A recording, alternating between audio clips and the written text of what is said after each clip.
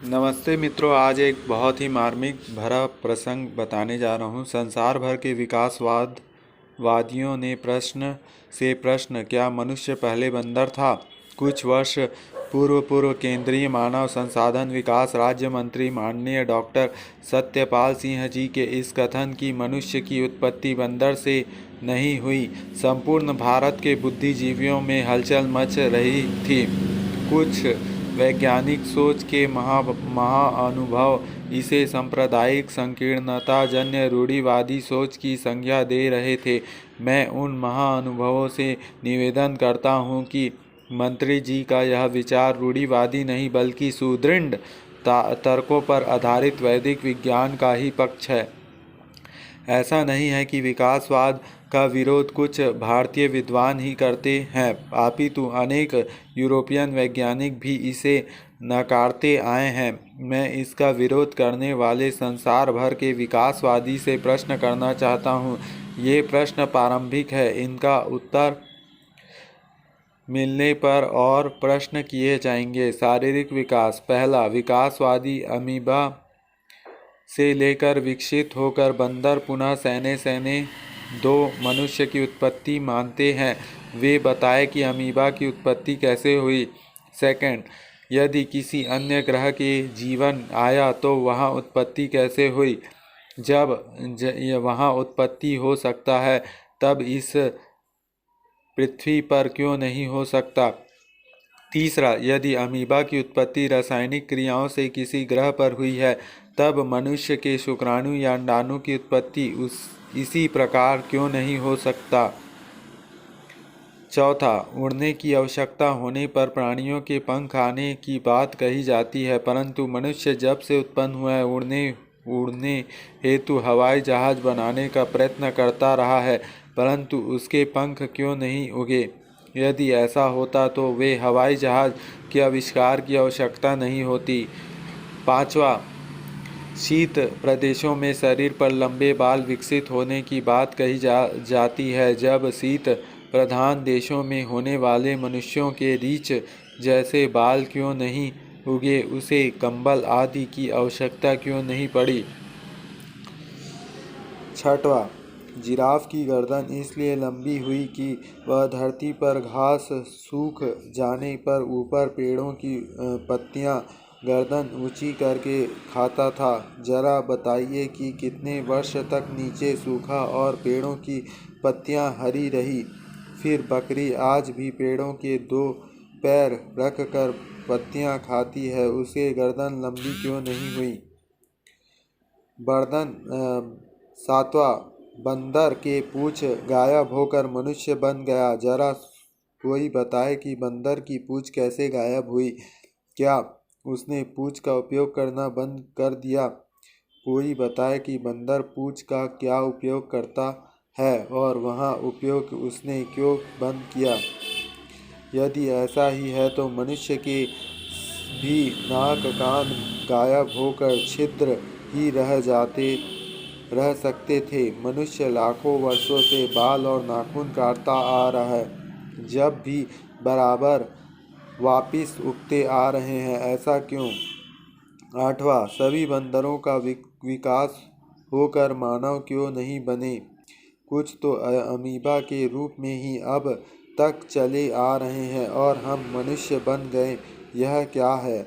नौवां, कहते हैं कि सांपों के पहले पैर होते थे, धीरे धीरे वे घिस कर गायब हो गए। जरा विचार कि पैर कैसे गायब हुआ, जबकि अन्य सभी पैर वाले प्राणियों पर के पैर बिल्कुल नहीं घिसे। 10वां, बिना अस्थि वाले जानवरों से अस्थि वाले जानवर कैसे बने? उन्हें अस्थियों की क्या आवश्यकता पड़ी? 11वां, बंदर व मनुष्य के बीच बनने वाले प्राणियों की श्रृंखला कहाँ गई? 12वां, विकास मनुष्य पर जाकर क्यों रुक गया? किसने इसे अविराम दिया? क्या उसे विकास की कोई आवश्यकता नहीं है? बौद्धिक व भाषा संबंधी विकास। पहला, कहते हैं कि मानव में धीरे धीरे बुद्धि का विकास कर लिया। जब प्रश्न है कि बंदर व अन्य प्राणियों में बौद्धिक विकास क्यों नहीं हुआ? मतलब ये सब क्वेश्चन है कि कैसे ऐसा नहीं हुआ। और सही बात है, हम ऐसा नहीं कह सकते, नहीं तो अभी भी देखो बंदर है इस धरती पर, तो वो मनुष्य क्यों नहीं बने? यही तो प्रश्न आता है ना। इसलिए मनुष्य मनुष्य होता है, बंदर बंदर होता है। भगवान ने जो 84 लाख योनि बनाए हैं उसके अनुसार सब अपने अपने कर्म के अनुसार तन पाते हैं। कोई मनुष्य का तन पाता है, कोई पाप करता है तो दूसरा पशु पक्षी ये सब चीज़ें बनता है। सेकंड, मानव के जन्म के समय इस धरती पर केवल पशु पक्षी ही थे, तब उसने उनका ही व्यवहार क्यों नहीं सीखा? मानवीय व्यवहार का विकास कैसे हुआ? करोड़ों वनवासियों में अब एक विशेष बौद्धिक विकास क्यों नहीं हुआ? तीसरा, गाय भैंस घोड़ा भेड़ बकरी ऊँट हाथी करोड़ों वर्षों से मनुष्य के पालतू पशु रहे हैं, पुनरपि उन्होंने ना मानवीय भाषा सीखी और ना मानवीय व्यवहार, तब मनुष्य में ही यह विकास कहाँ से हुआ? चौथा, दीपक से जलता पतंगा करोड़ों वर्षों में इतना भी बौद्धिक विकास नहीं कर सका कि स्वयं को जलने से रोक ले, और मानव बंदर में इतना बुद्धिमान बन गया कि मंगल की यात्रा करने को तैयार है। क्या इतना जानने की बुद्धि भी विकासवादी में विकसित नहीं हुई? क्वेश्चन, पहले सपेरा सांप की बीन बजाकर पकड़ लेता था और आज भी वैसा ही करता है, परंतु सांप में इतने ज्ञान का विकास भी नहीं हुआ कि वह सपेरे की पकड़ में नहीं आए। पांचवा, पहले मनुष्य बल स्मरण शक्ति एवं शारीरिक प्रतिरोध क्षमता की दृष्टि से वर्तमान की अपेक्षा बहुत अधिक समृद्ध था, आज यह ह्रास क्यों हुआ जबकि विकास होना चाहिए था? छठवां, संस्कृत भाषा जो सर्वाधिक प्राचीन भाषा है, उसका व्याकरण वर्तमान विश्व की सभी भाषाओं की अपेक्षा अति समृद्ध व व्यवस्थित है, तब भाषा की दृष्टि से विकास के स्थान पर ह्रास क्यों हुआ?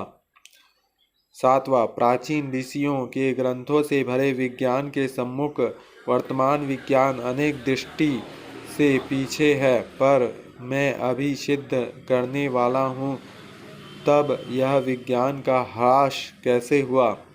क्वेश्चन, पहले केवल अंतःप्रज्ञ से सृष्टि का ज्ञान ऋषि कर देते थे, तब आज वह ज्ञान अनेकों संसाधनों के द्वारा भी नहीं होता, यह सब उल्टा क्रम कैसे हुआ? भला विचारे कि यदि पशु पक्षियों में बौद्धिक विकास हो जाता तो एक भी पशु पक्षी मनुष्य के वश में नहीं आता। यह कैसी अज्ञानता भरी सोच है जो यह मानती है कि पशु पक्षियों में बौद्धिक विकास नहीं होता, परंतु शारीरिक विकास होकर उन्हें मनुष्य में बदला देता है, और मनुष्य में शारीरिक विकास नहीं होकर केवल भाषा व बौद्धिक विकास ही होता है। इसका कारण क्या? विकासवादी मुझे बताइए।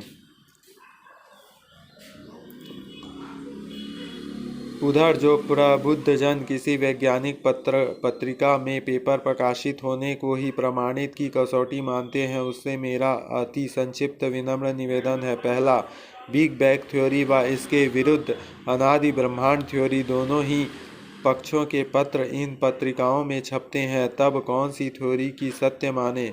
दूसरा, ब्लैक होल व इसके विरुद्ध ब्लैक होल न होने से थ्योरी इस पत्रिकाओं में प्रकाशित है, तब किसे सत्य माने? तीसरा, ब्रह्मांड का प्रसार व इसके प्रसार न होने की थ्योरीज दोनों ही प्रकाशित है, तब किसे सत्य माने?